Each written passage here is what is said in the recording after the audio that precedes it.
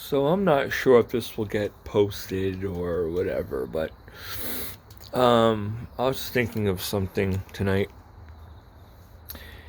and something that's been bothering me for a while, but it's all in fun for the most part, I guess, so I don't get too pissed off. But it's like I constantly see like men bashing on Facebook, and okay, granted it's Facebook, and I get that, but I just want to let you people know there are still good men out there. I might not be one of them, but I'm saying there are still good men out there. So don't give up on us, all right? We need love too. Um, I know I can only speak for myself, but I try to do you right. I try to treat you right. Um, but hey, takes two to tango, I guess.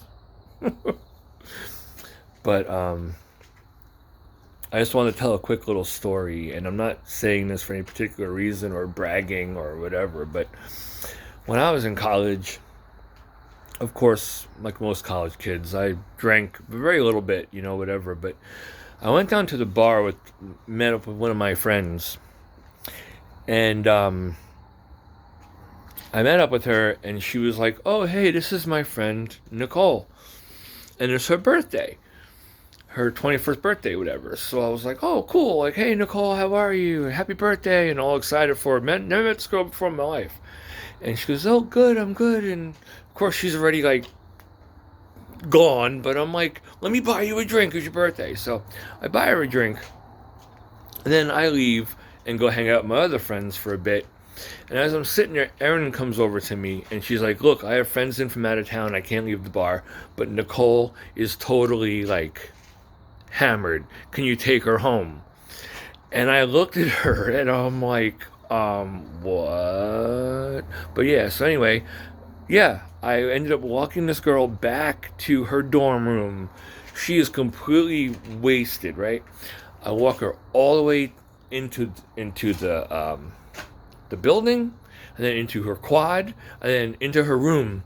And I sat her on the bed, and I said, "Are you okay?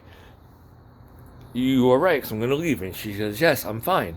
I said, "Okay." I said, "Well, do you because I wasn't going to leave until she was under the covers because I didn't want her to get up and fall or something. So I said, do you sleep in your clothes? You want to get in pajamas? And she goes, I want to be in pajamas. So I said, okay, look. I said, I'm going to go out of the room. You can change, put your pajamas on, and let me know when you're done. She's like, okay. So I leave the room for a minute. She goes, okay, I'm done. So I was like, all right. So I went back into her room. I tucked her in, and I said, have a good night, sleep well, happy birthday. I kissed her on the forehead, and I left.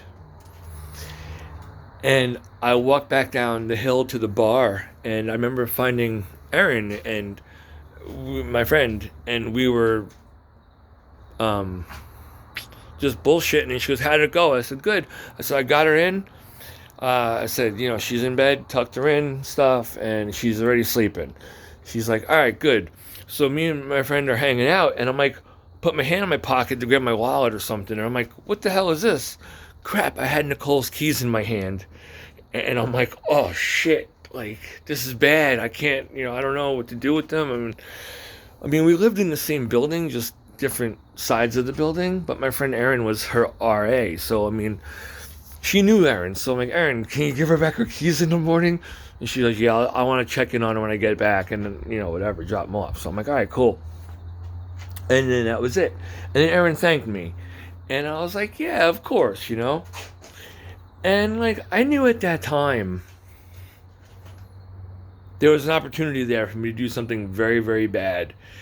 And I probably could have, and probably could have gotten away with it, but I would have lived with that my whole life. Like, dude, I'm sorry, but you ever like rape somebody? That's the most fucked up thing you could ever do to somebody. And I would never have that on my conscience, let alone messing her up. But make a long story short, I kind of don't think much about it, but I'm kind of like, I'm happy I did a friend a favor kind of thing, good deed kind of whatever. And I worked in the dining hall, and the next morning at breakfast, I was changing out the soda machine, and I just had this feeling like someone was giving me the ice dagger stare through my back. And I turned around, and there was that girl Nicole sitting at the table, just staring at me.